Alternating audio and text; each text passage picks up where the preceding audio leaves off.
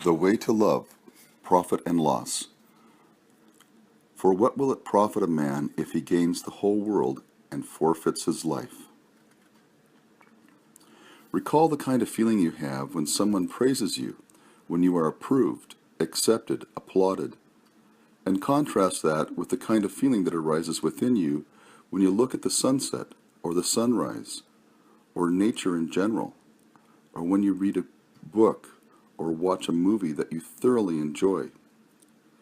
Get the taste of this feeling and contrast it with the first, namely the one that was generated within you when you were praised. Understand that the first type of feeling comes from self-glorification, self-promotion. It is a worldly feeling.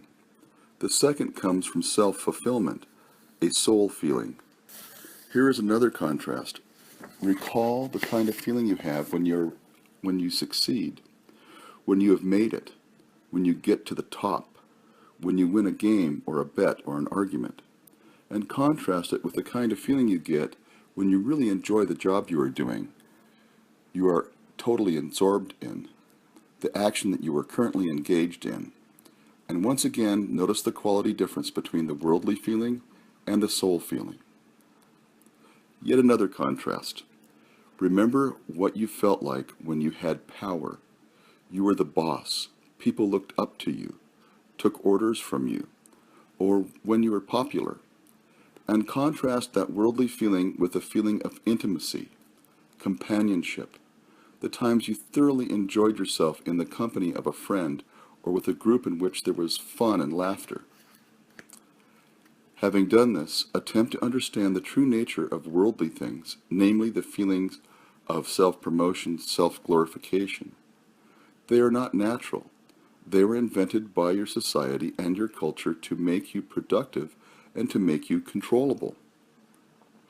These feelings do not produce the nourishment and happiness that is produced when one contemplates nature or enjoys the company of one's friends or one's work.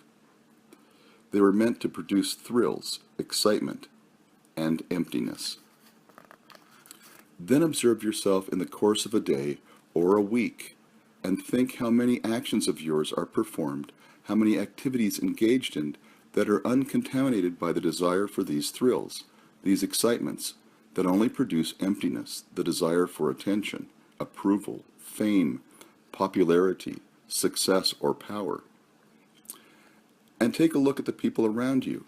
Is there a single one of them who has not become addicted to these worldly feelings? A single one who is not controlled by them, hungers for them, spends every minute of his or her waking life consciously or unconsciously seeking them? When you see this, you will understand how people attempt to gain the world and, in the process, lose their soul, for they live empty, soulless lives. And here is a parable of life for you to ponder on. A group of tourists sit in a bus that is passing through gorgeously beautiful country, lakes and mountains and green fields and rivers. But the shades of the bus are pulled down. They do not have the slightest idea of what lies beyond the windows of the bus. And all the time of their journey is spent in squabbling over who will have the seat of honor in the bus, who will be applauded, who will be well considered. And so they remain till the journey's end.